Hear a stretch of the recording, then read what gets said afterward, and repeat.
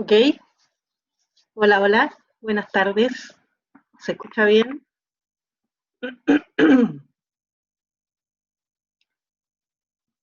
Bueno, en honor al tiempo vamos a comenzar. Muy buenas tardes a todos.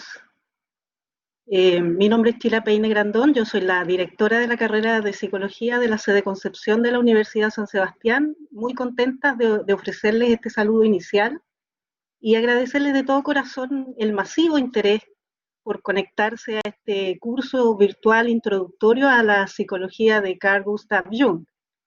Contarles que este curso se desarrolla en el contexto de un ciclo de charlas de psicología humanista que la carrera organizó para este mes de junio. Pensamos en esta actividad no solo como un estímulo para nuestros estudiantes, sino también como un regalo para la comunidad en general, para nuestra red de egresados de la carrera y para todos quienes están interesados desde sus distintos ámbitos de acción en este particular enfoque de la psicología.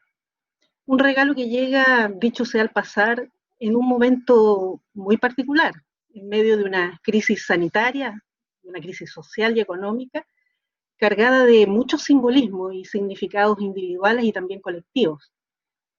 Jung fue uno de los primeros patriarcas de la psicología contemporánea y contribuyó sin duda a cambiar la cosmovisión occidental. Este médico, psiquiatra, psicólogo y ensayista suizo que nació por allá a fines del siglo XIX, 1875 aproximadamente, redescubrió para nosotros los occidentales la noción que aquello que las culturas tradicionales situaban afuera de los seres humanos, en realidad lo llevamos dentro y lo proyectamos sobre el mundo externo. En este sentido, desde la psicología de Jung, cada divinidad, por ejemplo, o cada símbolo puede ser entendido como una pulsión psíquica de la mente y que está puesta afuera para poder relacionarnos de algún modo con ella. Desde esta cosmovisión, qué interesante resultaría preguntarnos, ¿verdad?, qué es lo que está aflorando desde la profundidad de nuestro inconsciente en este minuto a través de los símbolos que están rodeando esta crisis. Y bueno, y que todos estamos experimentando a tantos niveles distintos. Bueno, seguramente este interrogante va a ser parte de las reflexiones que se aborden en este curso que inicia en unos minutos con una presentación dedicada hoy al poder de los símbolos. No quisiera extenderme mucho más en este saludo, solamente agradecer muy especialmente al profesor Luis Guamán Galarcón, docente regular de la carrera, magíster en psicoterapias dinámicas, y quien estará a cargo de estas 3 sesiones que componen el curso. Agradecer la generosidad de Luis y su disposición a compartir no solo sus conocimientos, sino también sus años de experiencia como terapeuta desde esta mirada. Agradecer también muy especialmente la participación de todos quienes nos están colaborando hoy, en especial los profesores Francisca Hindrich y también a Cristóbal Castro, quienes van a actuar de moderadores de la actividad. Muchísimas gracias a todos los profesores también que componen el cuerpo académico de la carrera de Psicología de la Universidad San Sebastián. Finalmente, entonces, un especial saludo de la escuela y la carrera de Psicología a todos ustedes quienes se motivaron a participar en este encuentro. Un abrazo y sin más demora, sean todos y todas muy bienvenidos a este curso de Introducción a la Psicología de Carl Gustav Jung, un viaje al universo interior. Comencemos entonces este viaje, Luis. Los dejo con él para su presentación.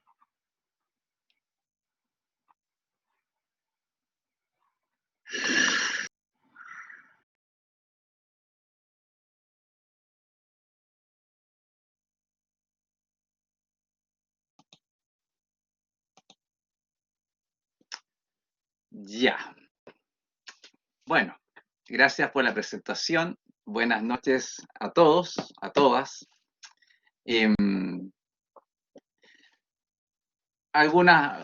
Bueno, primero agradecer que estén acá, porque una cosa es bien interesante, lo que comenzó siendo una idea para nuestros alumnos. Nosotros pensamos, hagamos algo de Jung, que aquellos que me conocen saben que yo soy fanático de este tipo. fue la razón por la cual yo estudié psicología en realidad, ¿ya?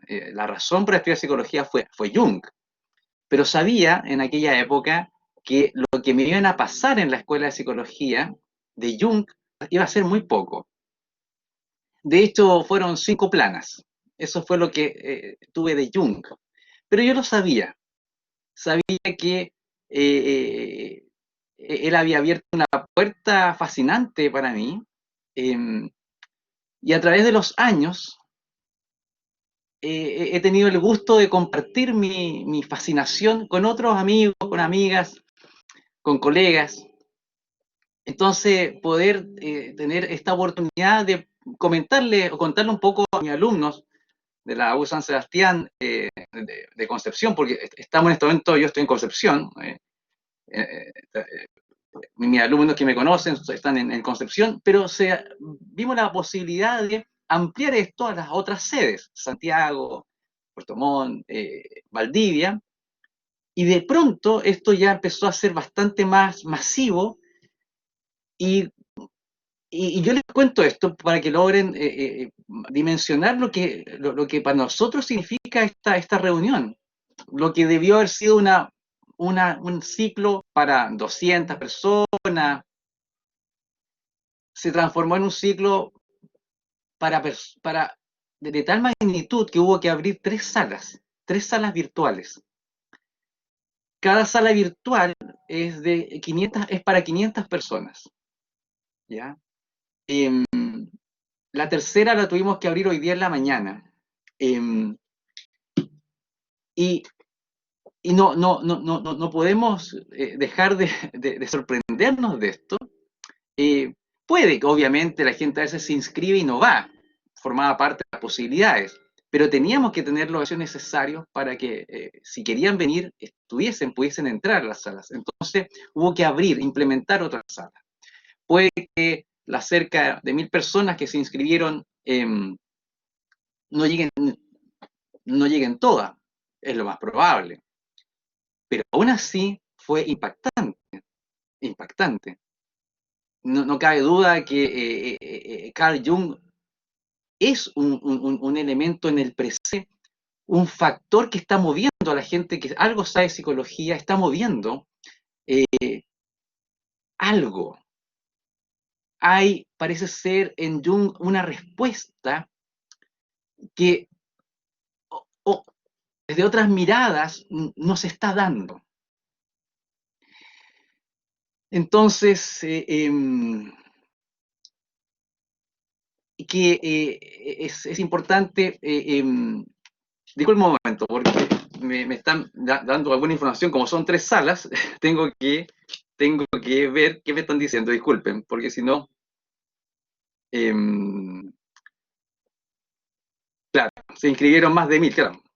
Entonces, entonces por eso tenemos 3 salas. La última sala era para un grupo de gente que había quedado fuera. Ya.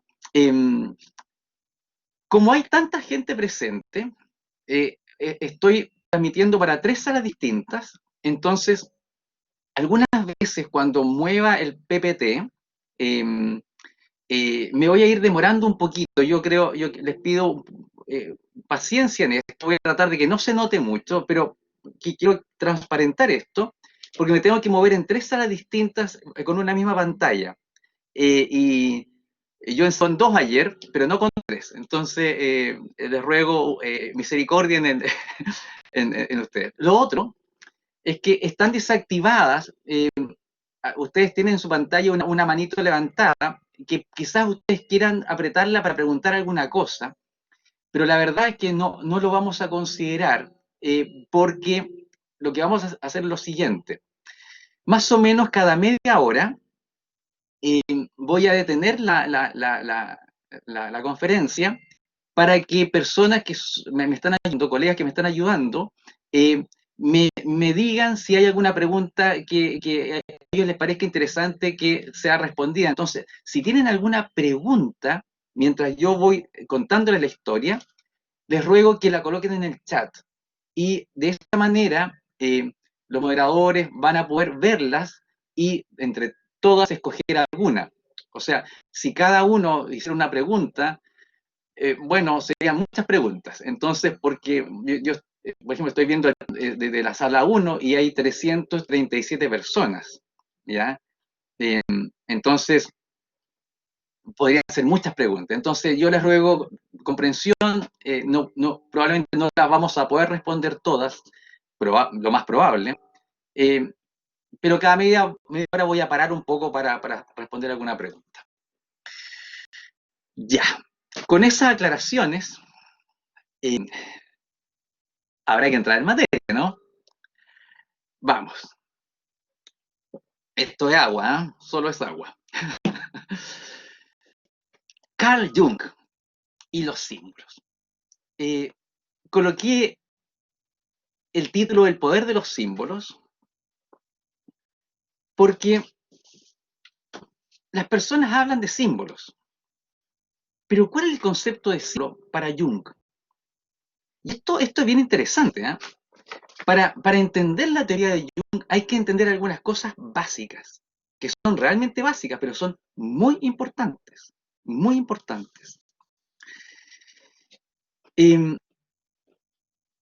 La primera cosa es que los símbolos no son lo mismo que los signos. No es lo mismo un signo que un símbolo. Por ejemplo, si tú vas por la calle manejando y ves un disco pare, ¿ya? Y ves el disco pare, qué sé yo, ¿qué es lo que deberías hacer? Bueno, si es que eres responsable, ¿eh? ¿Qué es lo que deberías hacer? Bueno, si está el disco pare ahí y tú vas manejando, deberías parar, detener el auto completamente y mirar, y luego avanzar. Eso es un signo, no amerita ningún tipo de interpretación.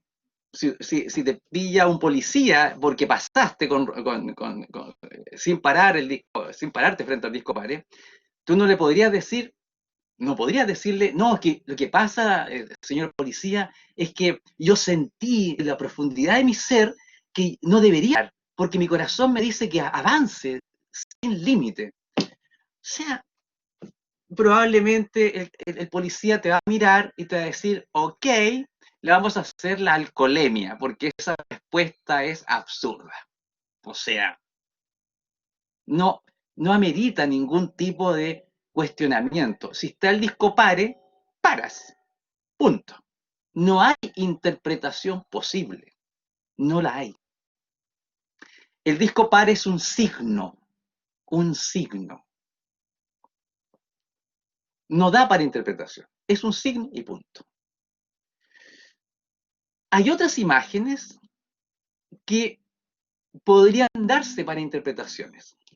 Por ejemplo, si yo te muestro la imagen de una cruz en donde el sol del atardecer le da por detrás a la cruz y se ve esta cruz iluminada desde atrás por este sol del atardecer. ¿Qué significa esto si tú lo ves? ¿Qué genera en ti?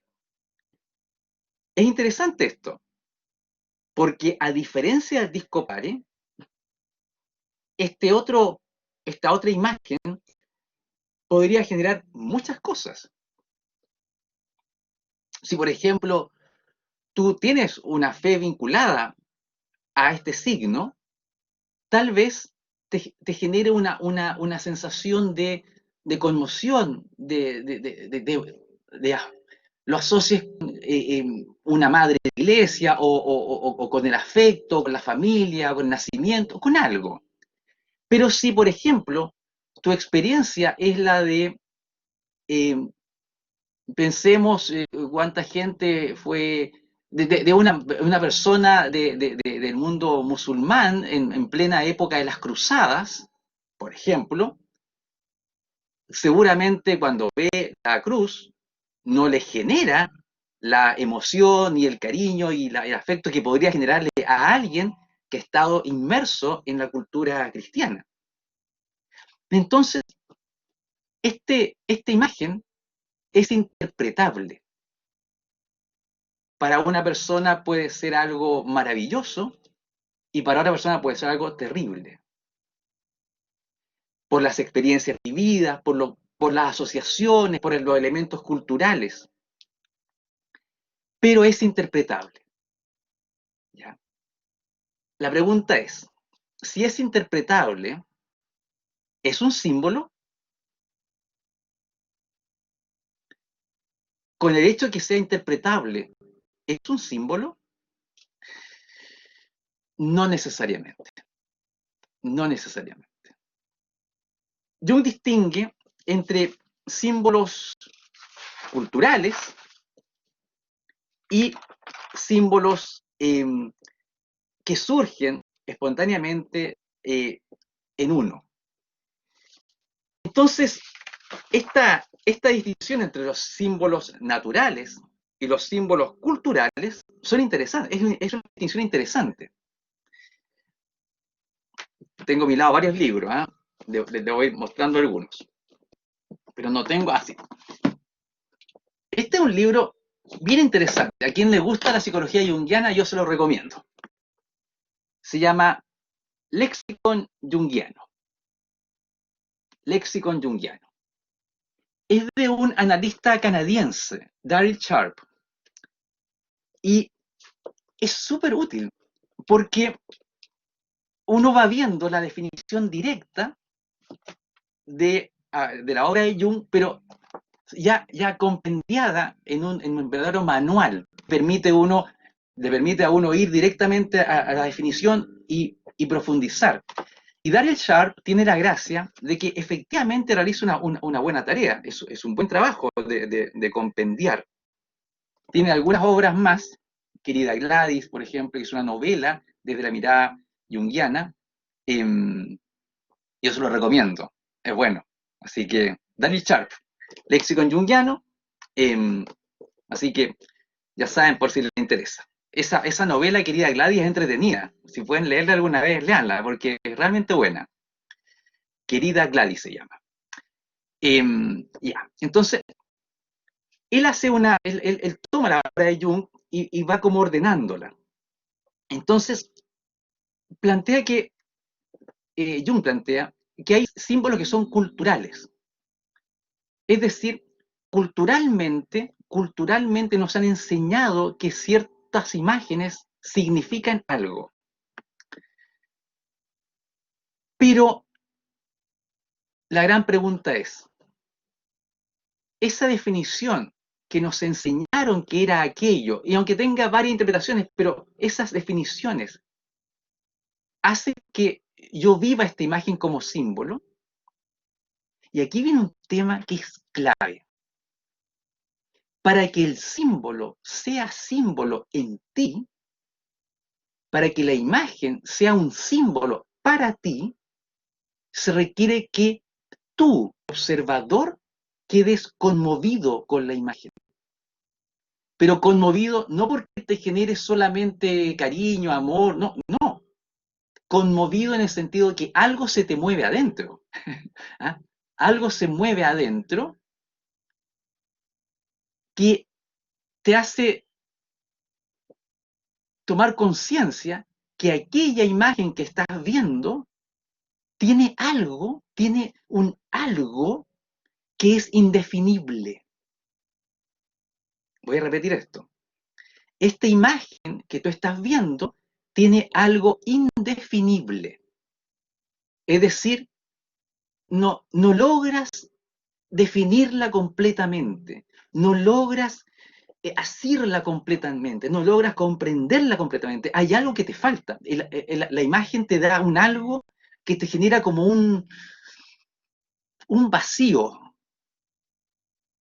como un vacío. El símbolo, para que sea símbolo, se requiere que te genere un movimiento adentro. Un movimiento que te invite a buscar algo, porque esa imagen es para ti un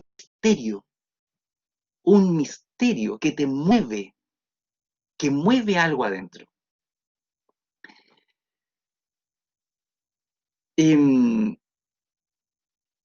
No sé si tú alguna vez jugaste con unos rompecabezas o puzzles, ¿ya?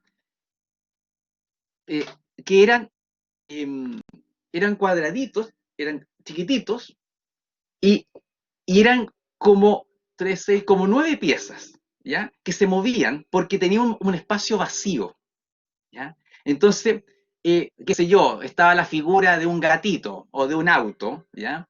Pero al puzzle le faltaba una de las piezas y eso hacía que el puzzle se moviera. Permitía a uno mover las piezas para armar ese rompecabezas que tenía ya un formato, ¿ya? Cada pieza es cuadradita y tú vas jugando con las piezas hasta que lo armas. Pero ¿qué pasaría si uno colocara la pieza que falta? Si pone la pieza que falta, se acabó el juego, po. Porque el juego consiste en que ojo, gracias a esa pieza que falta, el juego existe, se puede jugar. Si la pieza no faltase, si la pieza estuviese allí, no habría juego, estaría todo estático. Ya. Tomemos la imagen de ese rompecabezas, de ese puzzle, y llevémoslo al símbolo. Cuando el símbolo para ti, cuando la imagen para ti tiene una definición clara y eso te tranquiliza porque está definido, te informo que tu puzzle está lleno. Todas las piezas están en su lugar. Por lo tanto, no hay juego adentro. Y por lo tanto, la imagen que tú tienes, no es símbolo, es solo signo. Está bien, no es que esté mal, está bien, pero es un signo. Que sea símbolo o que sea signo depende del observador, depende de mí. Cuando es símbolo, adentro, la imagen me genera un movimiento y ese espacio vacío hace que el juego se inicie. Hace que el juego se inicie. La pregunta es, ¿dónde, ¿dónde uno puede encontrar el mayor número de símbolos? ¿Dónde es posible encontrar muchos símbolos? ¿En un museo? ¿En un viaje a la India? ¿Dónde? A mí me gustaría conversar con usted en este momento, pero no puedo, o sea, tengo que hablar solo, pero ¿qué le vamos a hacer? Aquí debería darse una conversación, un ping-pong, pero no lo vamos a poder hacer. Entonces, eso me obliga a hacer otra cosa. Eh, y bueno, aunque viajáramos a algún templo misterioso lleno de símbolos en algún lugar remoto, eso es que el mayor número de símbolos que tú encuentras, para hallarlos no tienes que viajar mucho. Basta con que te quedes dormido. Así de simple. El ser humano es un productor natural de símbolos. Todo el tiempo, todo el tiempo, estamos constantemente generando símbolos, nosotros mismos, en nuestros sueños. En nuestros sueños vamos generando un montón de imágenes. Algunas son muy raras, incomprensibles. Pero ¿por qué son símbolos? Tal por lo que dije, porque son incomprensibles. Más de alguna vez te habrás despertado y te habrás acordado de una cosa tan extraña que viviste en el sueño y te habrás preguntado, oye, ¿y qué significará esta cuestión? ¿Qué significará esto que es tan extraño? Bueno, cuando tú te haces esa pregunta es porque estás frente a un símbolo. Hay un misterio ahí, un misterio que resolver. Los símbolos surgen naturalmente, van surgiendo espontáneamente. No hay, lo interesante es que si yo te digo, oye, pero ¿quién inventa los símbolos de tu mundo interior? Uno dice, no sé, pues, yo supongo que lo inventaré. Yo supongo que yo seré el que inventa los símbolos, porque si surgen en mis sueños y son mis sueños, entonces yo los invento. Cuando uno lo piensa así, es súper tranquilizador. No, es súper tranquilizador porque uno dice, bueno, si yo me quedo dormido y yo sueño, bueno, yo invento los símbolos. Eso calma a cualquier persona. El problema es que yo te podría decir, ok, entonces quiero que esta noche sueñes eh, con este celular en particular, pero con este en particular. Entonces dice, pucha, es que yo no sé si voy a poder soñar con ese celular en particular, yo me puedo concentrar para tratar de soñar, pero no sé si logre soñar con ese celular en particular. Entonces la pregunta viene, bueno, entonces, ¿quién controla el sueño? No sé, la respuesta va a ser, no lo sé. Sí, pues, no lo sabes. Algo, algo controla el sueño. Seguramente soy yo, porque si es algo de adentro, seré yo, supongo yo. Pero si yo te digo, ya, ok, pero contrólalo, el 90% de nosotros no va a poder. Y más aún, si yo me concentro para soñar con el celular, a la mañana siguiente yo te puedo preguntar, oye, pero ¿y soñaste con el celular? Tú me puedes decir, sí, soñé. ¿Y qué soñaste? Oh, soñé que veía el celular en una mesita en una casa. ¿Y la casa cómo era? Y empieza la casa. ¿Y esa casa, cómo la inventaste tú en el sueño? ¿Por qué la inventaste así? Y tú me vas a decir, no, pues no, yo no sé quién la inventó, o sea, yo sé que soñé con eso, pero yo soñé con el celular. Yo te voy a decir, ok, ¿y el resto? No sé, me vas a decir tú. Apareció, apareció.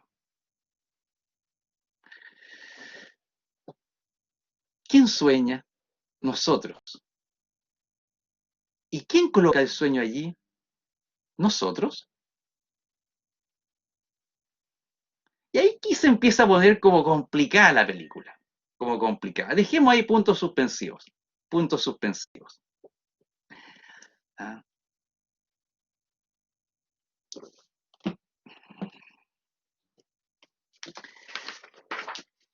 Em,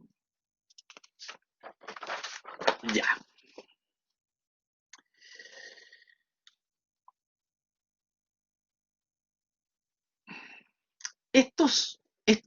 Este conjunto de imágenes que surgen en nosotros espontáneamente, ya sea que, digamos, nosotros ponemos estas imágenes, o ya sea que surgen de nosotros, de algún lado, pero que surgen de nosotros, la pregunta es, ¿sirven para algo? ¿Tienen alguna utilidad?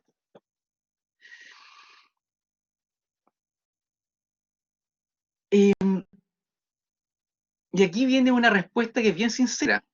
Eh, Algunas teorías psicológicas te van a decir que sí. Otras teorías psicológicas te van a decir que en realidad no tiene ninguna relevancia.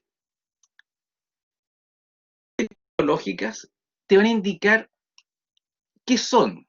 Por ejemplo, si nos paramos desde la teoría, si miramos el mundo desde la teoría de Freud, de Sigmund Freud, el padre del psicoanálisis, te va a decir, mira, de alguna manera todo esto está vinculado con deseos reprimidos, básicamente con dos fuerzas, las sexuales o las destructivas, Eros y Tánatos.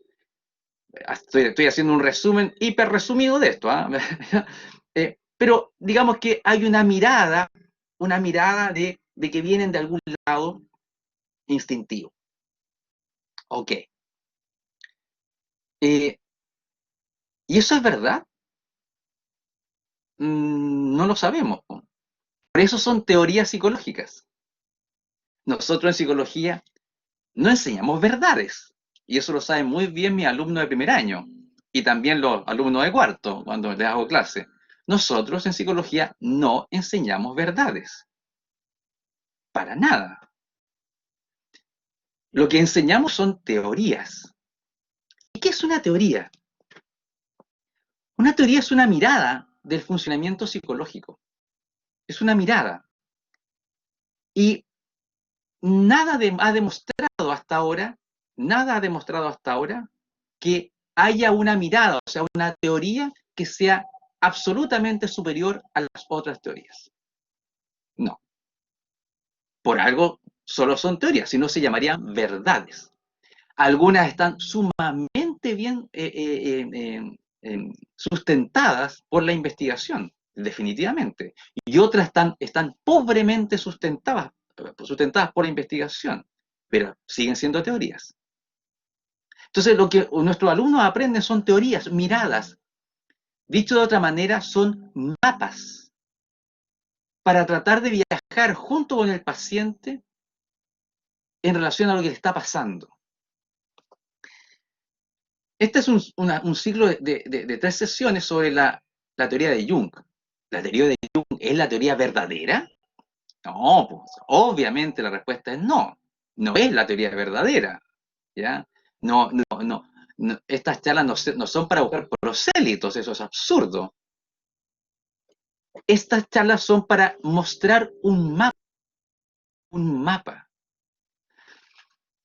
¿Qué es un mapa? Un mapa, en primer lugar, es algo que te describe un territorio, pero el mapa no es el territorio. El mapa es un mapa. Las teorías son mapas para viajar por un territorio. Y la teoría de Jung es un mapa para viajar hacia adentro. ¿Es el mapa correcto? ¿Es el mapa verdadero? No, no es el mapa verdadero. No, es un mapa nomás. Eso. ¿Sirve totalmente para todo el mundo y si cada persona lo toma va a lograr llegar? No, no. Es un mapa que le va a servir a algunos. Y como es un mapa, un bosquejo de mapa no, no lo va a salvar de los peligros del territorio. Ojo aquí. Míralo de la siguiente manera. Pensemos que vamos a llegar a Brasilia. Pensemos en Brasil, vamos a llegar a Brasilia, pero tú entrando por el Océano Atlántico, ¿ya? O sea, yo entrando desde Perú, por ejemplo. Pero tenemos que atravesar y llegar hasta Brasilia. Seguramente en alguna parte nos vamos a tocar con algún sector de selva. Entonces uno puede decir, pero igual es la selva brasileña.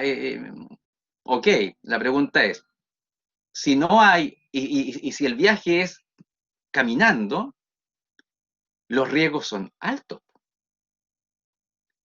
Puede haber una descripción de cómo sean los senderos, pero si te vas caminando y vas atravesando algún sector de selva y no vas usando el camino tradicional, entonces el riesgo es enorme.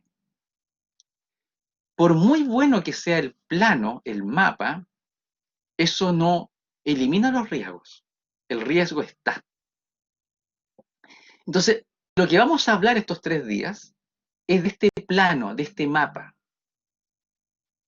Pero tu territorio interno, el territorio de tu mundo interno, es único. No hay 2 territorios iguales. Mi propio territorio interior es único. No hay otro territorio Luis Huamanga. Para nada. ¿Ya? Entonces, el esquema, el mapa, te va a servir a ti para ayudarte a recorrer, pero te va a ayudar, ¿no? El camino es tuyo, es tu camino. La pregunta es,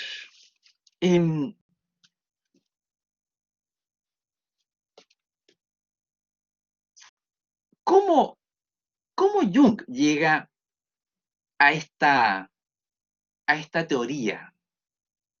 Porque tal vez si logramos entender cómo Jung arma esta teoría,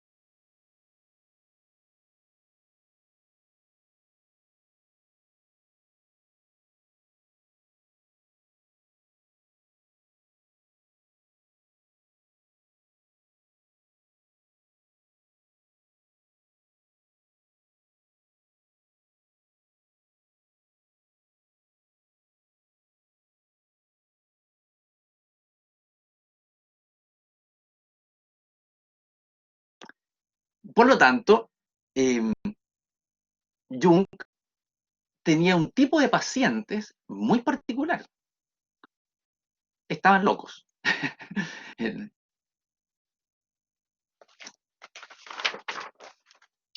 Eh, parece que tengo un problema, no lo sé, pero vamos a ver. Eh, voy a seguir. Tenía pacientes que, eh, déjeme un segundito, se cayó. Deme un segundito, por favor. Ok. Me parece que una de las salas se me cayó. Voy a ver. Déjeme ver muy bien. Deme un segundito, por favor, porque esto de estar en tres salas al mismo tiempo tiene sus detalles, ¿ya? Em, me parece que una de las salas tiene un problema. Voy a ver qué pasa. Dame un segundito, me estoy comunicando. En la sala 1 hay problema. Sala 1, sí.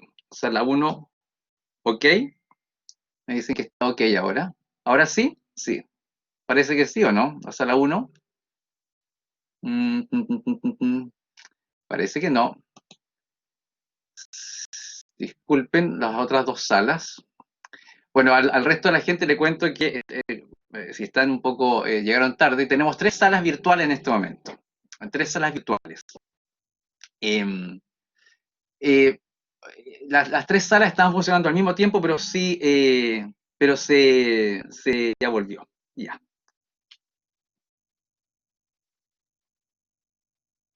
Me dicen que la sala 1 no tiene transmisión.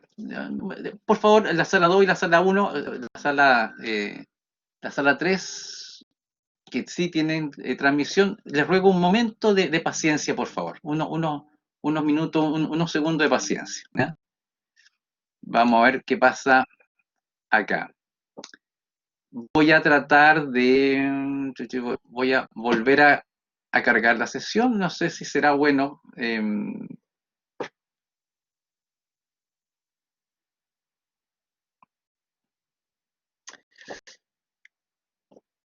Espérate un poquito, a ver. Dame un segundito. Dame un segundito. A la sala 1 voy a volver a cargar la sesión. Voy a ver qué puedo hacer. ¿Ya? Deme un segundito. Deme un segundito. Yo creo que...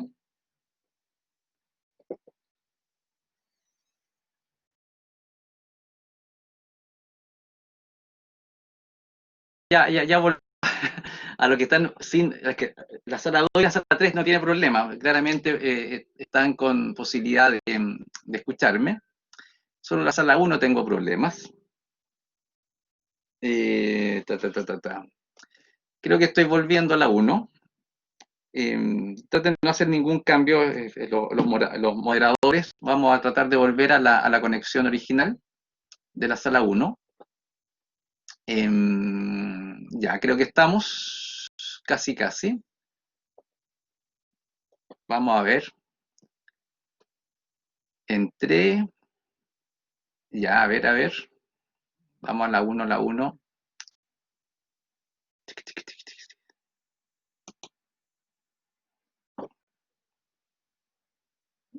Estoy volviéndolo, disculpen muchachos, a los que están esperando. Disculpen.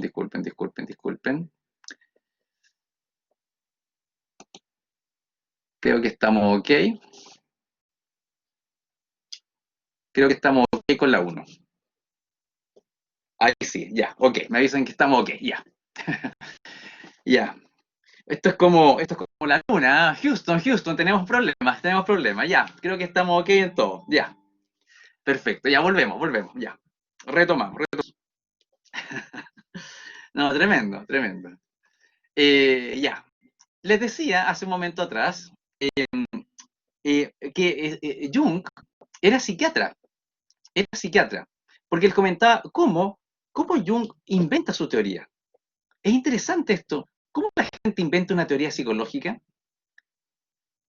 Quienes inventan de alguna manera no pueden evitar ser ellos mismos, su propia vivencia, su propia experiencia, el momento histórico que están viviendo, los que hacen que de alguna manera vean el mundo de cierta forma. Entonces, obviamente, Jung era un humano más que evidentemente se veía influenciado por su época. Entonces, él era psiquiatra. El tipo de paciente que veía eran personas que tenían, bueno, serios trastornos. Eh, Jung nació en 1875 y por lo tanto en esa época la psiquiatría estaba empezando y no había ningún medicamento como lo hay actualmente, que son denominados antipsicóticos. Es decir, cuando viene un quiebre interno y de desequilibrio total, una pérdida del juicio de la realidad, hay medicamentos actualmente que son sumamente útiles y que fueron inventados más o menos entre 1940 y 1950, que son los antipsicóticos, que logran detener la producción psicótica, la locura, entre otras cosas, por supuesto. Pero logran detener ese proceso de deterioro y de alejamiento de la realidad. Pero a comienzos del 1900, eso no existía. Por lo tanto, si alguien cruzaba el límite de su juicio de realidad, bueno, muchas veces era un camino sin retorno. Y un camino sin retorno implicaba la locura, finalmente. Entonces, había instituciones que estaban con mucha gente completamente loca. Y Jung atendía a esas personas y le llamaba la atención ciertas cosas, lo que ellos hablaban, lo que ellos relataban. Eso lo relata él en su biografía. Siempre estaba atento a escuchar a sus pacientes, sobre todo cuando estaban realmente muy perturbados. Le llamaba la atención las, los discursos, el contenido del discurso, o sea, de qué hablaban cuando hablaban. Ya. A través de esa experiencia, yo escribí un libro, de alguna manera influido por alguien que fue un amigo, un colaborador, un maestro de alguna manera, pero a quien él consideró un amigo. Y esa persona fue Sigmund Freud. Sigmund Freud. Freud, eh, que escribió algunos libros bien interesantes a lo del siglo, y después escribió muchísimo más, porque el tipo era notable para escribir. ¿Ya? Eh, Algunos de los libros de Freud, en el año 1900, La interpretación de los sueños, por ejemplo, Jung los leyó. Jung era suizo, y empezó a atender a sus pacientes en base a estas teorías de Freud, a esta mirada de Freud. Y empiezan a intercambiar cartas, ¿ya? No había mail en esa época, sin duda. Entonces viene un intercambio epistolar bien interesante entre Freud y Jung, hasta que finalmente se conocen, definen una unión, eh, y Jung va a Viena a ver a Freud. Esto está documentado en diferentes cartas, documentos, eh, y cuando se conocen, Freud y Jung conversan 13 horas seguidas. 13 horas seguidas. No es poco. No es poco. El impacto en ambos fue notable y se mantuvieron vinculados durante los siguientes años. Una intensa vinculación afectiva. Una intensa vinculación afectiva. Cuando Jung conoce a Freud, Jung tenía 31 años y Freud tenía 19 años más.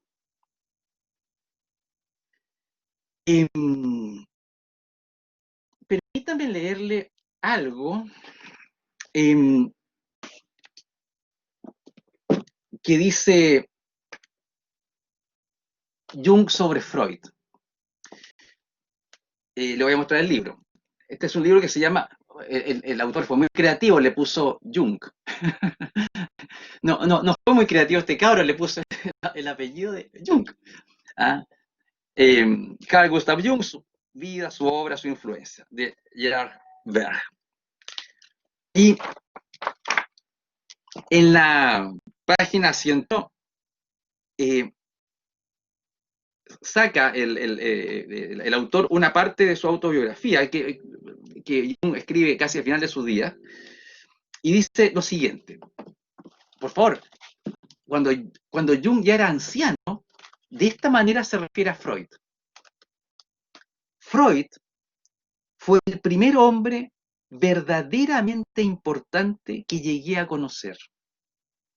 Ningún otro hombre de los que entonces había conocido podía compararse con él. En su concepción nada era trivial. Me pareció extraordinariamente inteligente, perspicaz y notable en todos los sentidos. Así se refiere Jung a Freud cuando Jung le quedan pocos años para morir. Freud fue para Jung extraordinariamente importante. Muy importante. Le ayudó una monstruosidad. Pero ocurrió allí algo bien interesante. Jung respetaba profundamente a Freud. Pero ojo, también Jung era muy fuerte, él internamente, y era capaz, por mucho respeto y cariño que le tuviera él a Freud, asumir que él, como Jung, también tenía ideas propias que eran válidas desde el punto de vista de la comprensión psicológica del ser humano. Y durante los años de amistad, se produjeron desde el comienzo ciertas fricciones entre la mirada de Jung de la psicología humana y la mirada de Freud. Y para aquellos que algo saben de la biografía de Freud, comprenderán que a él no le gustó mucho que discreparan de lo que él decía. Entonces, cuando alguno discrepaba de manera importante con los pilares teóricos de su psicoanálisis, bueno, habitualmente terminaban no siendo amigos ya, o sea, se acababa la amistad. Y algo así ocurrió en este caso. Algo así ocurrió en este caso. Cuando Jung empieza a plantearse un mapa distinto sobre el ser humano, lo plasma en una obra que en su momento se llamó Símbolos y transformaciones de la libido. Y que luego, el año 52, eso lo escribió en 1912, y varias décadas después, en el año 1952, la vuelve a reescribir con este título.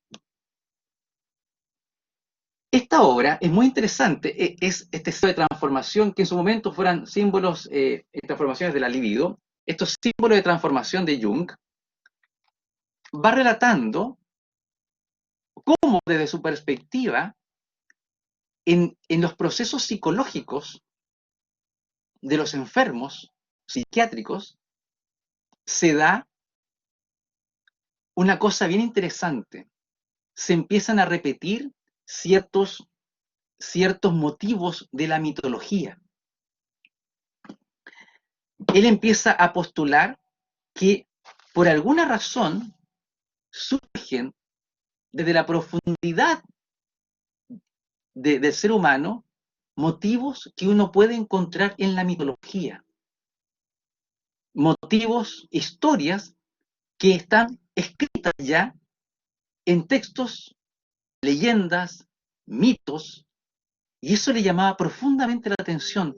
¿Cómo un europeo de 1900, de pronto en mitad de su proceso de deterioro psicológico, empieza a hablar de temas que son mitológicos,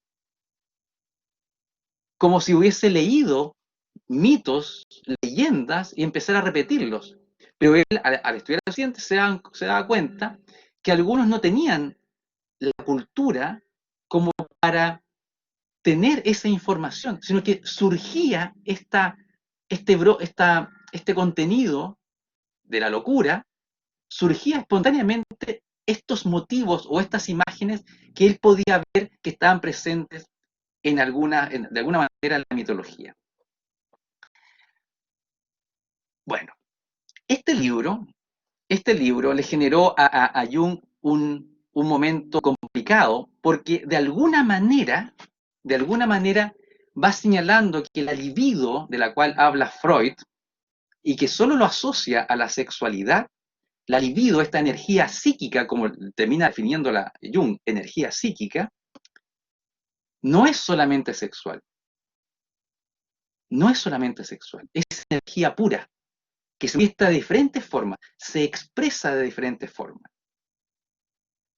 Este es un tema no menor, porque querría decir que algunos de los símbolos que surgen de adentro de nosotros mismos no tienen nada que ver con la sexualidad.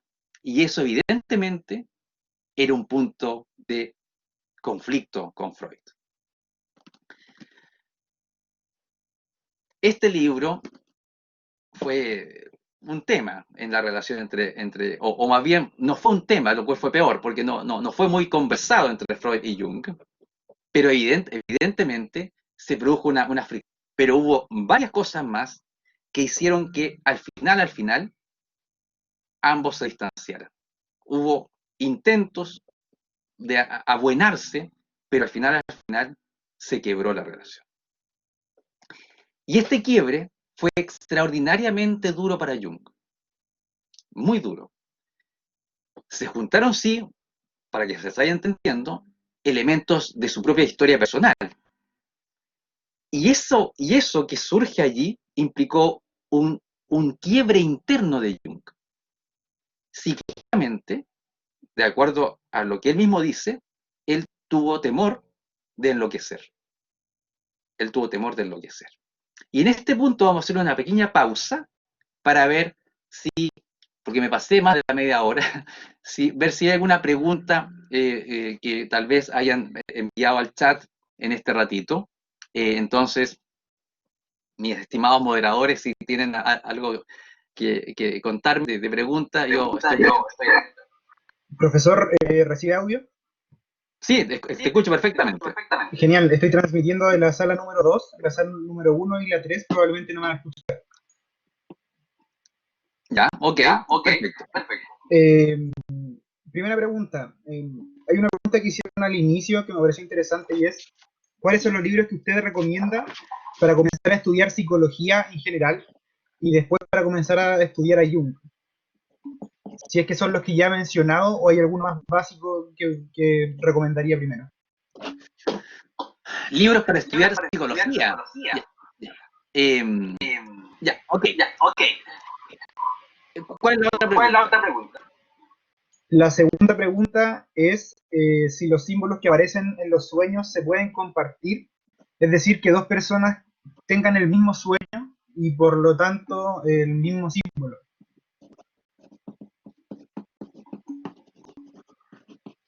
Ok.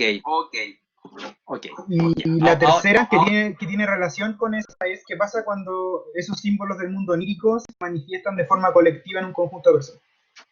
Por favor, otra vez, por favor. ¿Qué pasa cuando los símbolos del mundo onírico se manifiestan de forma colectiva en un conjunto de personas?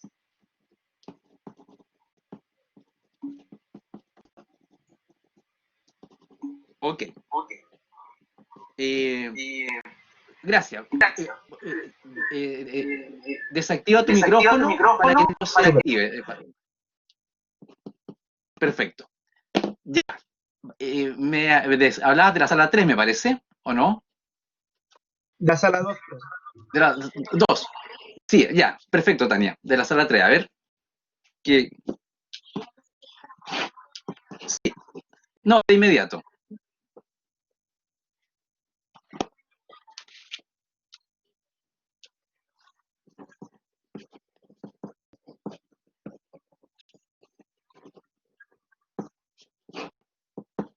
Ya.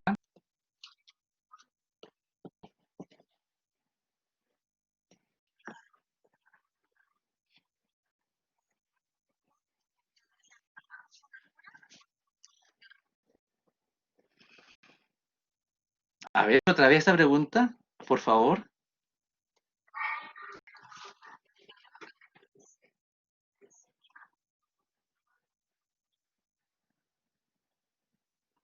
Voy a empezar por esa pregunta. Ok, gracias. Ya, desactiva el micrófono, por favor, para que no se acople.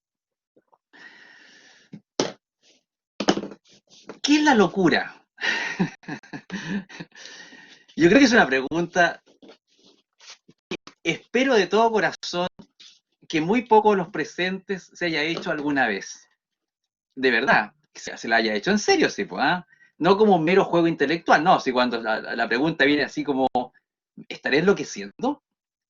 Eh, espero de todo corazón que muy poca gente haya tenido esa experiencia. ¿Qué es la locura? La locura de alguna manera es que el control, el endeble control que tenemos de nuestro mundo emocional se pierda. E irrumpan fuerzas, contenidos, ideas de tal magnitud que la persona empiece a escuchar cosas, a ver cosas, a tener alucinaciones que quisiera tener, pero que una vez que están desatadas, no puede frenar. Entonces, de alguna manera, la locura es una irrupción de contenidos internos. Después vamos a explicar con más detenimiento esto que yo llamo irrupción. Esto que yo llamo irrupción.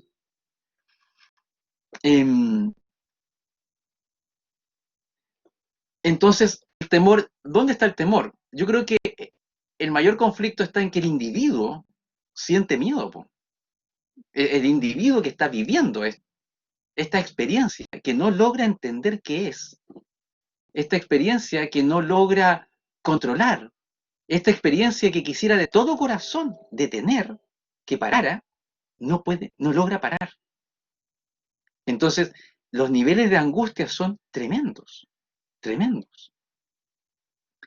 El temor surge porque efectivamente hay una sensación de aniquilación, que la persona siente que va a ser aniquilada por lo que está pasando adentro, va a desaparecer. Entonces, es un temor que surge de la profundidad del individuo.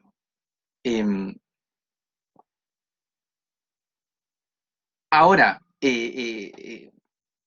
traté de entender la pregunta cuando decías de la psicología general. En general, no logro entender muy bien esa parte de la pregunta, pero para todos nosotros, quienes somos psicólogos, sabemos que cuando la persona atraviesa cierto límite, bueno, es preocupante, po.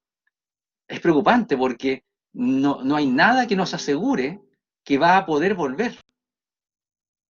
Entonces, desde ese punto de vista, yo no tengo ningún problema con los medicamentos. Por suerte hay medicamentos que logren detener el proceso. Algunos dirán, no, pero tal vez el medicamento detenga el proceso. Ok, sí, pero otra cosa es cuando la persona ahí y uno dice, oye, ¿hacemos que fluya eso solo a ver qué pasa o lo ayudamos un poquito? Porque es necesario que tenga un brote psicótico para crecer. Yo creo que no. Yo creo que uno puede crecer sin un brote psicótico. Es demasiado terrible el brote psicótico para decir, no, no importa, si después su ser lo va a ayudar. Yo no estoy tan seguro que el ser va a poder ayudar en mitad del brote psicótico. No todos son. Jung tuvo evidentemente un brote psicótico, o luchó, o estuvo siempre en el límite del brote psicótico, como les voy a explicar en la segunda parte de esta charla. Pero el resto de nosotros, no, ojalá que nunca nos pase una cosa como esa, porque se requiere de una habilidad, de una capacidad, de una fortaleza interna tremenda para no verse avasallados por los contenidos internos. Voy a otras preguntas. ¿Qué pasa con los que no sueñan? Mira, nada, pum. No pasa nada, no sueñan nomás. Po. ¿Significa eso que el proceso interno desaparece? No, para nada, para nada. Lo que pasa es que no se acuerdan de los sueños nomás. Eh, Hay investigaciones que demuestran que todos soñamos. Todos soñamos. Lo que pasa es que no nos acordamos. En la investigación del sueño, del proceso de soñar, de estar dormido, ese proceso tiene dos fases. Etapa MOR y etapa no MOR. Etapa que se llama de movimiento ocular rápido o de no movimiento ocular rápido. Es decir, ¿cómo lo investigaron? Bueno, contrataron a estudiantes universitarios que siempre son útiles para todo tipo de investigaciones porque uno les paga algo y como que están dispuestos a someterse a investigaciones. Eso particularmente en Estados Unidos, ¿ya? Entonces, le pagaban por dormir, po. ¿No te parece fascinante que te paguen por dormir? Pero bueno, les pagaban por dormir, lo llenaban de cables y lo despertaban cuando... Bueno, identificaron que el sueño tiene dos momentos. Uno, cuando los ojos se quedan tranquilos, y otro momento en que está dormido, pero los ojos estaban en movimiento, como si estuviesen mirando cosas. Entonces se llama movimiento ocular rápido o sin movimiento ocular rápido. Y cuando despertaban a la gente que estaba con el movimiento ocular rápido, siempre informaban de que estaban soñando algo.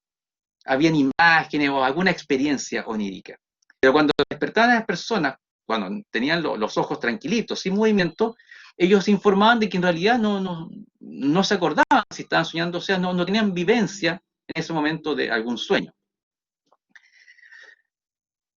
Raya para suma, siempre soñamos. ¿Significa, si uno no se acuerda del sueño, que no está en contacto inconsciente? No, siempre está en contacto con el mundo interno. No necesita soñar para hacerlo. Pero eso ya es un tema un poco más largo, pero uno está siempre en contacto. ¿Ya? Uno a veces no sueña, pero ensueña. O sea, tiene fantasías durante el día. Y eso también cuenta. Cuando uno empieza a fantasear, como que abre la puerta, como que se permite fantasear de cosas sin estar dormido. La otra pregunta, los mismos símbolos experimentados por diferentes personas, si entendí bien la pregunta, si significan lo mismo. Depende. Depende. Y aquí el depende es un gran depende. Algunos sueños, y vamos a ver algunos durante estos 3 días, están asociados con experiencias colectivas. Es decir, están asociados con cierta experiencia que un grupo humano va a vivir. Aún no ha vivido, aún no ha surgido la experiencia, pero los sueños de pronto informan de que algo va a pasar. De que algo va a pasar. Vamos a ver unos sueños de Jung antes de la Primera Guerra Mundial, en donde él creyó, en todo dado, estaba muy preocupado, pensó que los sueños que él está teniendo le indicaban algo de él. sueños repetitivos, imágenes, alucinaciones tremendas, que después vamos a leer, y él estaba muy preocupado. De hecho, de alguna manera, cuando empezó la Primera Guerra Mundial se calmó, porque dijo, no, parece que mi sueño está asociado con esto. Pero ojo, un sueño puede tener un elemento colectivo que informe de lo que está pasando afuera, pero también tienen cosas internas. Entonces, el terremoto, las inundaciones, las muertes y destrucción que él vio en algunos sueños o alucinaciones que él tuvo, visiones que él tuvo antes de 1914, que tuvieron que ver seguramente con la Primera Guerra Mundial, inevitablemente también fue una información de una vivencia que él iba a tener en su vida interna. Entonces, el sueño tiene la particularidad de pronto, no siempre, y no en todas las personas, tiene la particularidad de mostrar parte del mundo interno y parte del mundo externo también.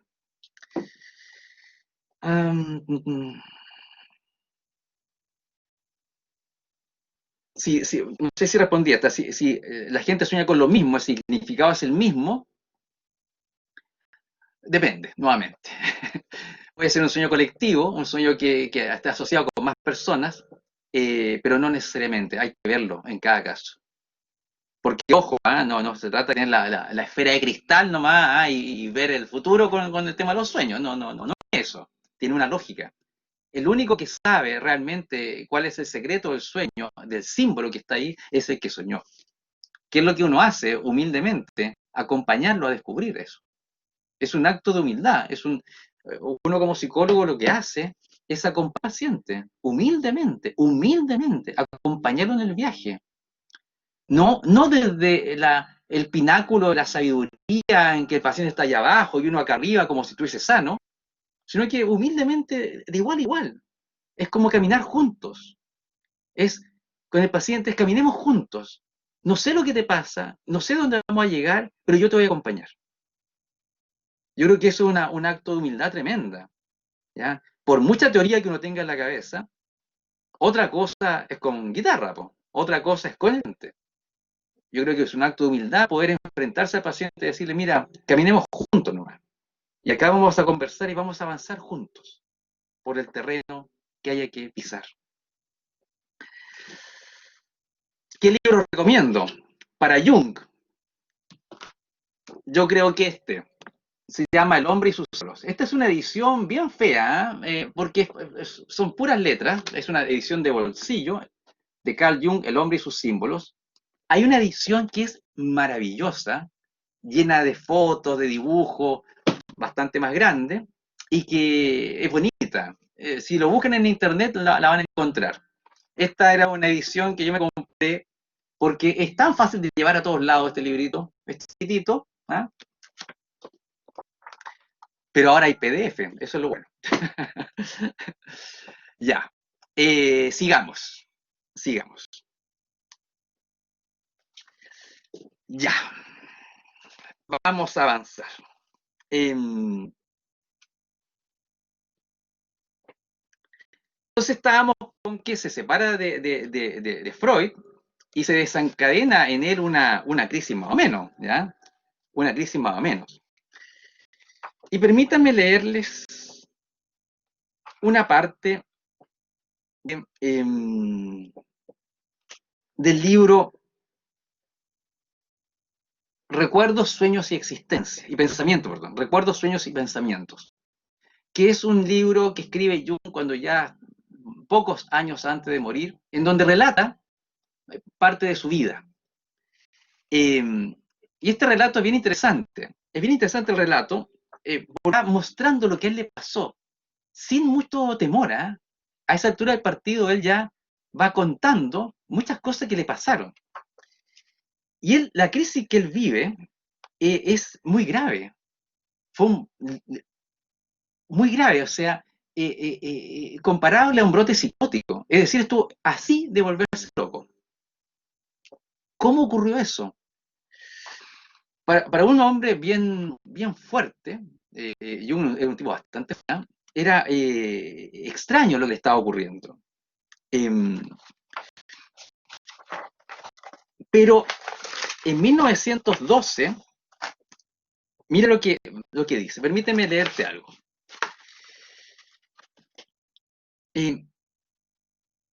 Vivía, dice él, bajo una opresión interior muy fuerte. Con el tiempo se hizo tan fuerte que supuse que debía existir en mí un trastorno psíquico. Por 2 veces repasé todas las particularidades de mi vida, especialmente los recuerdos de mi infancia, pues creía, muy influenciado por Freud sin duda, que había algo allí en mi pasado que pudiera considerarse como causa de mi trastorno. Pero la ojeada retrospectiva resultó infructuosa y tuve que aceptar mi ignorancia.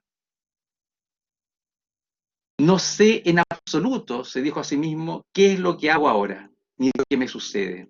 Así pues, me abandoné conscientemente a los impulsos del inconsciente. ¿Qué significa esto? Esta frase es una frase bien fuerte. Abandonarse a los impulsos del inconsciente. Es dejarse permear por lo que surge de adentro, que uno le tiene mucho miedo. Permíteme leer algo que es bien interesante. Cuando Jung le ocurre todo esto, tenía hijos chicos, chiquititos. Uno de sus hijos era Franz. A ver, voy a tratar de compartir con ustedes una pantalla, un PPT. Vamos a ver si funciona. Para que ustedes vean un poquito a esta familia. No, está lento esto, así que no lo voy a hacer. No, mucho. Ya. Franz tenía en esa época más o menos unos 4 o 5 años, más o menos. Y este libro, que se llama Freud y Jung, los años de amistad, años perdidos, ¿ya? La autora va a entrevistarse con personas que aún estaban vivas, el año 80 y tanto, 1980 y tanto, o sea, eran viejitos en esa época ya, y que conocieron a Freud y a Jung. Y en esa época aún estaba vivo Franz, que moriría más o menos como en 1995.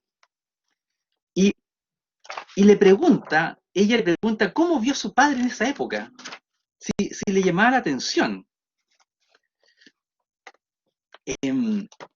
Entonces relata lo siguiente. Permítame esto. Dice,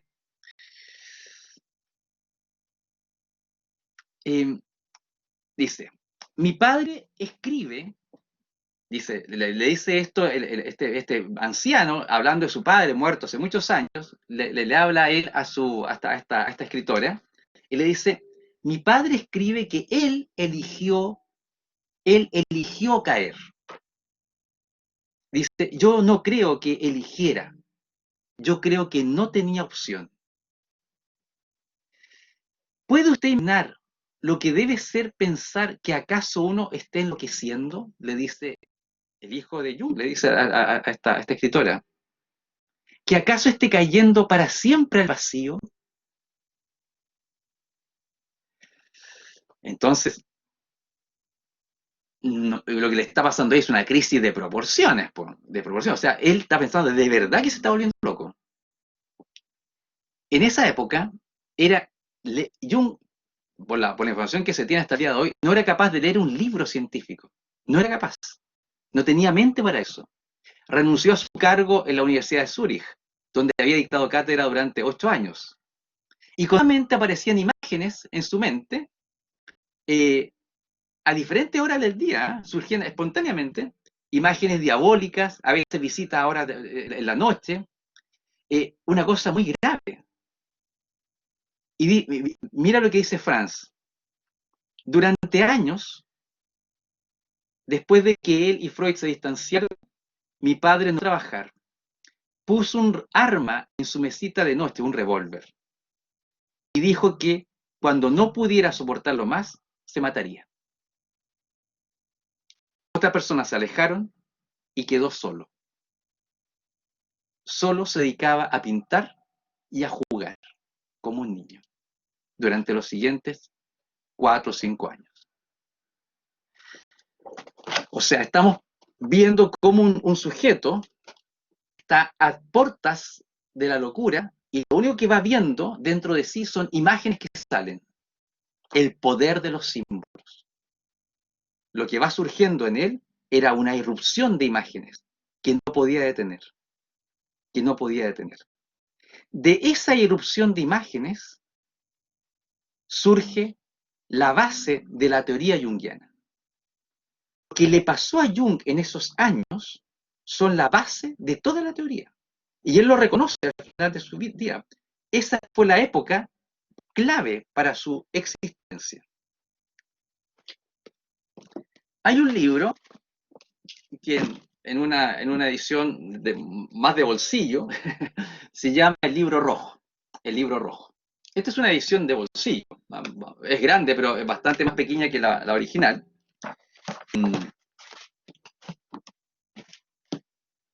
Le voy a mostrar el original. O sea, no, el libro como es originalmente. El Libro Rojo es más o menos de este tamaño, ¿ya? No sé si se logra ver. Es enorme, es enorme. El Libro Rojo de Jung, voy a poner otro libro cualquiera al lado de este, o sea, fue un libro que él escribió y dibujó en esa época. Y allí, junto con otro texto del cual no sabemos nada, que se llama El Libro Negro, colocó lo que le estaba pasando. Dibujó y escribió lo que le estaba ocurriendo, sin límites. Sencillamente lo fue escribiendo, lo fue sacando de sí. Este es un libro hermoso, hermoso. Está escrito, voy a demostrarle algunas partes, así que se logra ver. Está escrito en caracteres góticos y está dibujado por él mismo. Está todo hecho a mano y encuadernado, como si fuese un texto de la Edad Media, ¿ya? Este Libro Rojo nunca fue publicado hasta el año 2009, si mal no recuerdo. La familia, bueno, Jung nunca lo publicó, y la familia fue difícil de convencer de que lo publicara. Pero mira lo que dice en una parte de su biografía en relación con este periodo. Permíteme leer. Dame un segundito.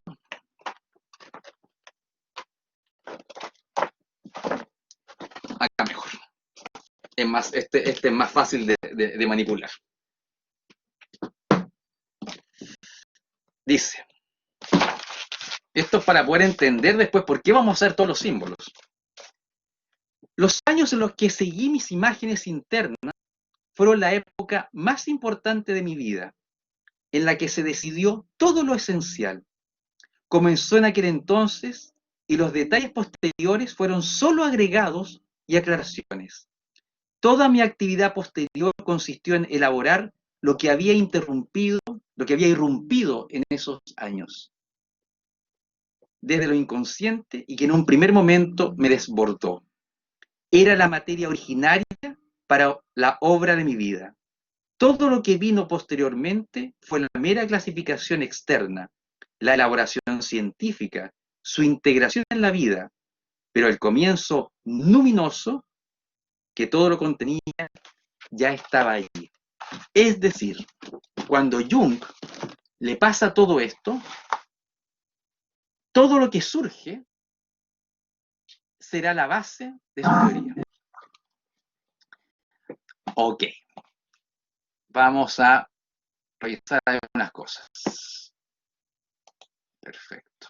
Déjame mirar alguna cosa aquí. Ya. ¿Tú te has preguntado cómo es tu mundo psicológico? ¿Te has preguntado qué hay adentro? Permíteme mostrarte una imagen. Mostrarte una imagen. Vamos a pensar que tu mundo psicológico es como un vaso de agua. ¿Ya? Agua transparente. Que cuando tú naces es así. Y desde ese punto de vista, es como mirar los ojos de un niño. ¿Alguna vez has mirado los ojos de uno y te ha enternecido? Es como si uno mirara, no sé, una cosa tan bonita. Es una mirada transparente. Es como mirar el agua y poder llegar al fondo. Es como si uno mira el vaso desde arriba y logra, atravesando el agua, mirar el fondo. Es como si hubiese agua limpia dentro del niño. ¿Y se han fijado cómo se va poniendo mirada a medida que uno va envejeciendo? ¿Se han fijado que es una cosa bien triste? Falta esa transparencia. Es como si el niño interno se hubiese perdido inexorablemente en la profundidad.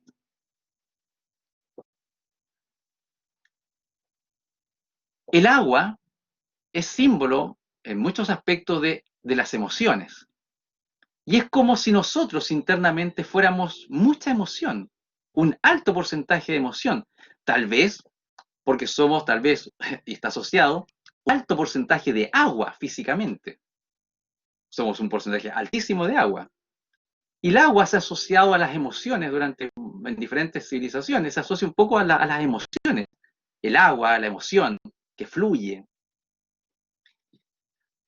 Pero nosotros vivimos y cuando somos niños experimentamos a veces cosas duras, complicadas. Y cada una de estas cosas que experimentamos es como si echáramos un líquido adentro, como si echáramos algo que en un comienzo parece que no afecta tanto, pero que de alguna manera empieza a hacer que este agua transparente ya no se torne tan transparente. Poco a poco se va enrareciendo el mundo interno, se va haciendo menos nítido. Tal vez vamos creciendo y nos vamos dando cuenta de tantas cosas. Tal vez vamos creciendo y nos damos cuenta de que la gente no es como pensábamos. Y poco a poco vamos avanzando en esto y vamos viendo que el mundo se empieza como a nublar. Cada experiencia va rompiendo la transparencia.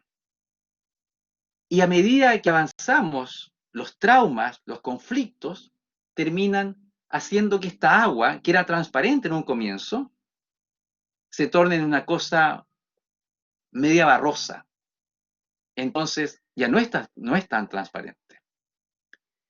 Esto es una imagen del inconsciente, de tu inconsciente, de mi inconsciente. ¿Qué tan sucia está el agua? Va a depender un poco de las experiencias personales. Y lo que digo sucio me refiero a qué tan poco transparente. Para poder limpiar este vaso, nosotros requerimos de alguna manera hacer que esto que está aquí adentro, salga para poder sacar. Porque está en el fondo. Entonces hay que, de alguna manera, bajar a limpiar. Para Sigmund Freud, este inconsciente está plagado de aspectos sexuales. Y de alguna manera, cuando uno llega al fondo del vaso, al fondo del inconsciente, se encuentra con instintos tremendos, que es mejor mantener tapado, porque si salieran sería una cosa tremenda, porque sería de mucha violencia, de de mucha locura. Entonces es mejor mantener todo aquello tapado. Pero Jung, cuando se enfrenta a su locura, y la locura implica que esta agua empieza a hacer gorgorito, y empieza a salir, a salir, a salir, a salir, y no lo puede frenar. Eso implica que es necesario, dice Jung, empezar a observar, porque parece que hay contenidos adentro que no solamente están asociados a la historia de cada uno. Es como si de la profundidad de nosotros tocáramos otro psiquismo. Y ahí Jung habla de que se llama inconsciente colectivo. Voy a mostrarle unas imágenes, ¿ya?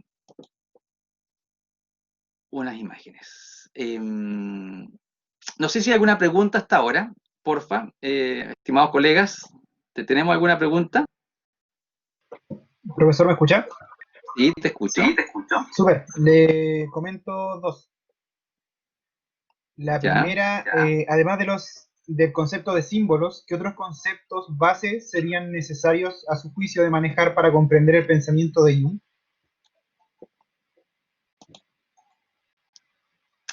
Desde la psicología.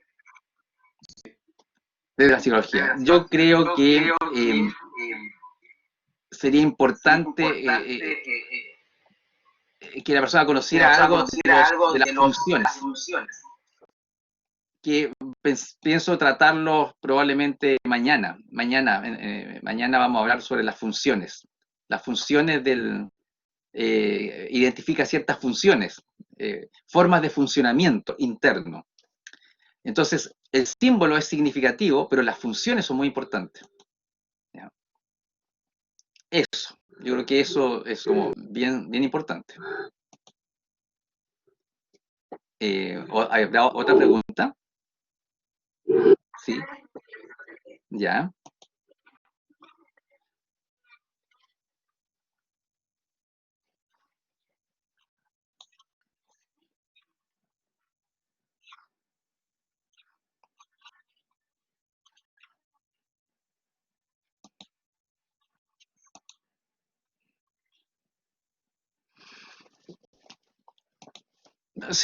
Yo creo que siguiendo con la línea junguiana, no sé si habrá racionalidad, pero sí hay sentido. Que es interesante. Es como si, en el fondo, la locura también tiene sentido. También tiene un sentido. Y eso es una cosa bien extraña. Eso es una cosa bien extraña. ¿Cómo va a tener sentido la locura? Bueno, desde el punto de vista de la psicología junguiana tiene sentido, porque los símbolos tienen sentido, van para algún lado. De alguna manera el símbolo muestra un cierto camino. Permítame mostrar algunas cosas. Aquí tenemos... Está más lento de lo que yo pensaba. No es tan simple mover estas imágenes. Les cuento un poquito. Estoy tratando de mover en cada una de las salas el PPT, pero evidentemente hay dificultades. Hay dificultades para moverlo. Vamos a ver si puedo avanzar en algunos para mostrarle algunas cuestiones. Vamos a ver. Ténganme un poquito de paciencia, por favor. Ténganme un poquito de paciencia. Vamos a ir a la sala 2 ahora. Me estoy paseando sala por sala, buscando la forma de mostrarle. No hice esto antes de la presentación porque claramente me di cuenta de que había una dificultad para avanzar las diapositivas cuando traté de hacerlo en un comienzo. Pero vamos a ir avanzando porque necesito mostrarle algunas cosas. Me quedan pocos minutos. ¿Hay alguna... la primera pregunta, ¿cuál era, oye? La primera que me hiciste, no sé si la respondí. La pregunta que hice de la sala 2, profesor. ¿Sí? ¿Cuál otro concepto, además de símbolos, son necesarios para comprender el pensamiento de Jung? Ah, ya, esa. No, entonces ya te la Intente respondo. decir la pregunta en voz alta para las otras salas, porque no lo están escuchando. Ok, Súper. ok. Gracias, gracias. La, la pregunta que me hacían era, ¿qué otro concepto, aparte de símbolos, era importante en la teoría de Jung? Y otro concepto importante es la idea de las funciones psicológicas. Que las funciones psicológicas las vamos a ver mañana, mañana en la tarde. No, claramente esto avanza muy lento para donde yo los quiero llevar. Ya, no, tengo que buscar otra fórmula para hacer esto. No es la imagen ideal. Ya. Ok, voy a salir desde las imágenes, porque en una de las salas no me está funcionando lo que quiero mostrar. Entonces voy a salir. A ver ahí. No. Ya, disculpen esta fórmula un poco lenta. No he podido mostrar las imágenes que quedo atrapado. El PPT no avanza como yo quiero que avance. La sala 3 tiene en este momento la imagen de Jung y su esposa. Pero en la sala 2 no puedo avanzar la diapositiva. Vamos a ver si puedo avanzarla acá. No. Ya. Vamos. La sala 1 tiene la familia y ahí está Franz Jung. Bueno, en todo caso, ninguna de estas fotos es tan única, la pueden encontrar ustedes. No, voy a salir fuera de la presentación. Voy a dejar fuera de la presentación porque es absolutamente inútil. Absolutamente inútil. Ya. Veamos qué podemos hacer. ¿Hay más preguntas? ¿Hay más preguntas? Porque respondió muy pocas preguntas. Profesor, continúo con otra pregunta. Ok.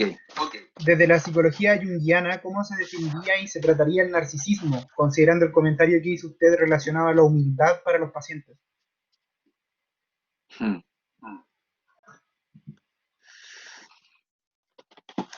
Es que ahí habría que ver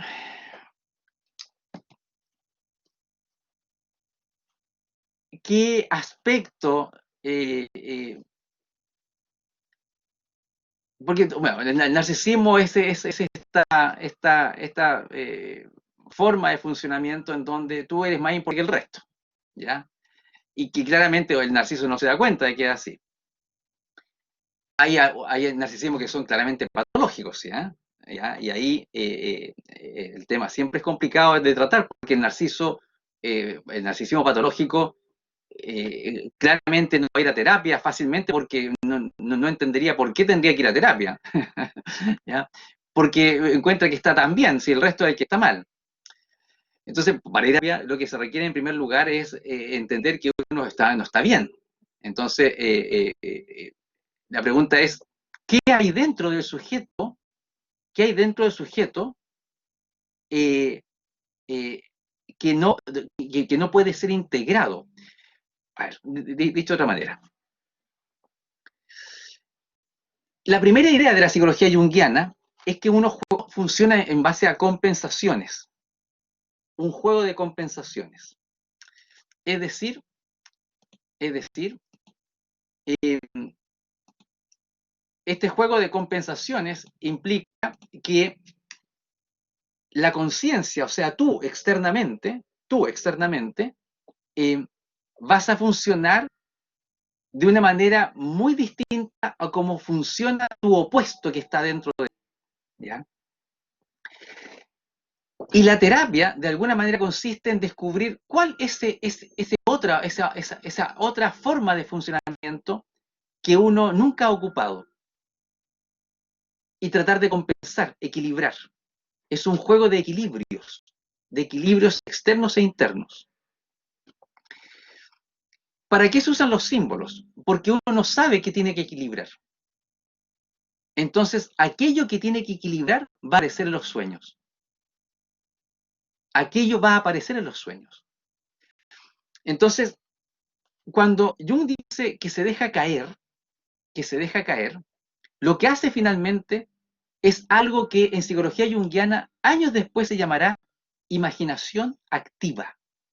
Imaginación activa. ¿Qué es esto? Es algo muy simple y muy complejo. En la imaginación activa, lo que tú haces es tomar los personajes de tus sueños o las imágenes que surgen espontáneamente o las voces que surgen espontáneamente desde adentro como si fueran entes distintos a ti. Entonces uno escucha esto y dice, pero es bien loco esto. Sí, es un poco loco. Pero piensa que cuando Jung inventa esto, no sabe qué hacer con la irrupción del material interno. Y lo único que se le ocurre es volver, tomar sus imágenes y empezar a conversar con ellas. Tal cual. Como si fueran personas distintas a él. Y en esto es el relato que él hace es fascinante. Es fascinante. A él se le producían ciertas imágenes espontáneas, surgían espontáneamente. Entonces, evidentemente, él decía, me estoy volviendo. Entonces, lograba cierto equilibrio, pero igual era una sensación de mucha angustia, de mucha angustia. Entonces, lo que ocurre, lo que hace Jung es en un momento dado, es decidir que aquello que está saliendo es distinto a él.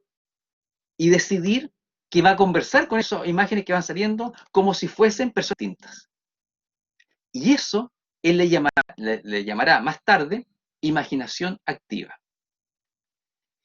Y la primera gran conversación que él tiene, cuando dice, y me dejé caer, bueno, imaginó que bajaba, ¿ya?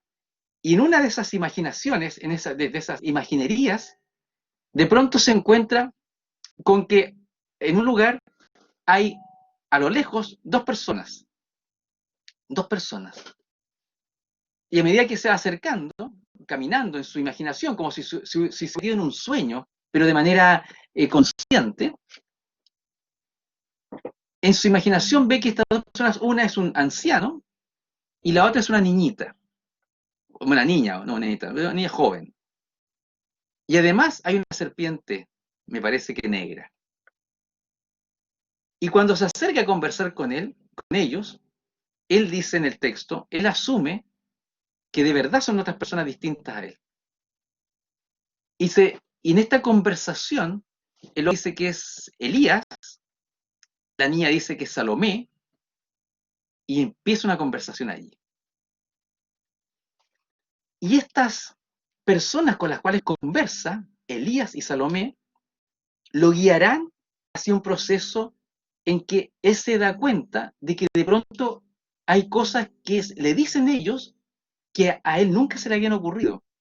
Mira, por favor, mira, detengámonos acá. Me meto en mi mundo interno, imagino cosas en mi mundo interno y de repente cuando converso con esas imágenes, me dicen cosas que a mí nunca se me habían ocurrido. Loco, ¿verdad? El tercer personaje que aparece en Jung apareció en un sueño. Un señor alado, vestido de una manera muy extraña, con muchas llaves, ¿ya? Filemón. Y él dice que este personaje conversa con él. Incluso le llama la atención porque este personaje de verdad le dice cosas que, él, y lo dice claramente, nunca lo había pensado, nunca se le habían ocurrido. Entonces se pregunta, ¿cómo es posible que si yo me meto hacia adentro y juego con mis propias imágenes, empiezo a conversar de cosas que yo nunca sabía, nunca había sabido? O empiezo, este otro personaje empieza a concluir cosas o a decirme cosas que a mí nunca se me habían ocurrido. Simplemente, ordenando un poco el cuento, cuando uno viaja hacia adentro, cuando tú viajas hacia adentro, el riesgo es que uno pueda enloquecer. Pero si viajas bien, bien aperado, bien con los elementos necesarios, una forma de viajar adecuadamente es empezar a conversar con los contenidos internos, como si fueran seres. Y ahí empieza un proceso muy interesante.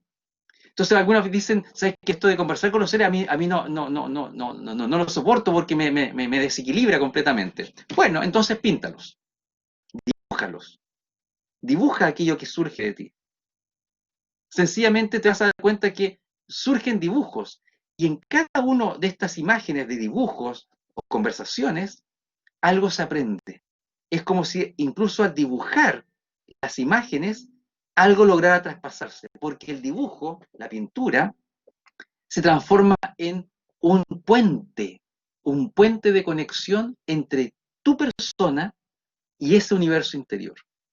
Porque recordemos, lo que estamos hablando aquí es un viaje al universo interior. No es un viaje intelectual, ojo, no es un juego de que el símbolo significa tal cosa, no, olvídate. Eso es un juego intelectual, inútil en realidad.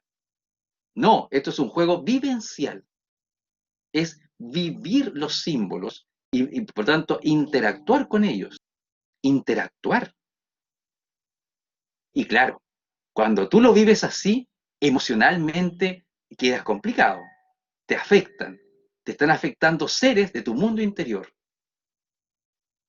Por eso se requiere tener un yo fuerte también y entender que esos seres y yo podemos llegar a acuerdo, pero también podemos discrepar sobre muchas cosas y tener la fortaleza de mantener ciertos límites, ¿ya? Pero ir conversando. La teoría de Jung, y con esto voy cerrando un poco porque me quedan muy pocos minutos, la teoría de Jung consiste en ir conversando con esos contenidos internos. Pero lo que es importante es entender que esto que él escribe como teoría fue su vivencia. Él escribió su teoría en base a la salida que él mismo se dio a su propio proceso de deterioro. La pregunta es, ¿esta salida que él se dio a su propio proceso de deterioro me sirve a mí? ¿Te sirven a ti? Para algunas personas no es su camino. Y está bien que así sea. No todos los mapas sirven para todo el mundo. Pero puede ocurrir que el mapa, esta conversación interna, sea algo que para a ti te haga sentido. Por eso es que las teorías no son verdades. A algunas personas les hacen sentido y a otras no. Si yo entiendo que lo que surge de mi universo interior es una realidad distinta a mí mismo, aunque vive dentro de mí, eso me torna muy humilde para escuchar lo que viene de adentro. Y no pretender que yo, el yo psicológico, tiene todas las respuestas, porque evidentemente no las tengo. Pero tal vez algo adentro de la profundidad tenga más respuestas de las que yo soy capaz de dar. Y es un poco extraño de que algo que mora en mí no sea yo. Algo que existe en mí no soy yo. Está en mí. Seguramente forma parte de mí, pero tiene una sabiduría que yo no tengo. Tiene un conocimiento que yo no tengo. Tiene un sentido que yo no tengo, que yo no logro vislumbrar.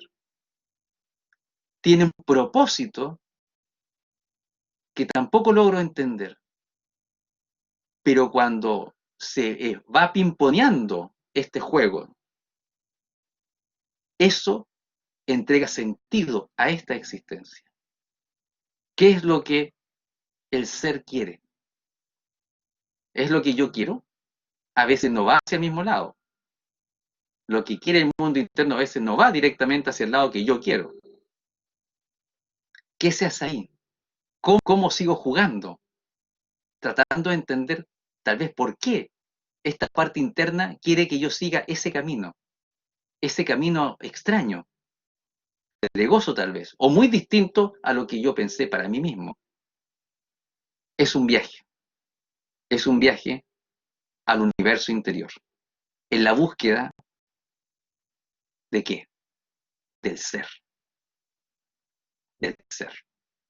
¿Hay algo allá adentro que escucha? ¿Hay algo allá adentro que escucha o que sí? Desde Jung la respuesta es sí. Entonces el viaje es una invitación. No estamos obligados a viajar, estamos invitados a viajar. Otros, como Jung, no fue invitado a viajar, fue obligado a viajar. Como dice su hijo, Franz, no es que él haya elegido, no, él no tuvo opción. Y algunos, en este mundo actual, tampoco tienen opción. Van a estar obligados a viajar. Sí o sí. Con estas ideas finales, vamos cerrando esta primera reunión. Mis disculpas por no haber podido fluir un poco más con el tema del PPT, pero quedaba detenido en algunos momentos y no pude hacer que de manera fluida. Tal vez 3 salas es harto. Veamos con la gente que hay hoy, en una de esas podemos armar 2 salas nomás mañana, pero ahí lo conversamos. Ahí lo conversamos con los técnicos y mañana deberían recibir el segundo link. Recuerden que todos los días van a recibir un link distinto para unirse. Así que buenas noches, que tengan buenos sueños o interesantes sueños y ahí veremos cómo seguimos mañana. ¿Ok? Que esté muy bien. Cuídense. Estimados colegas, vamos a cerrar las diferentes salas.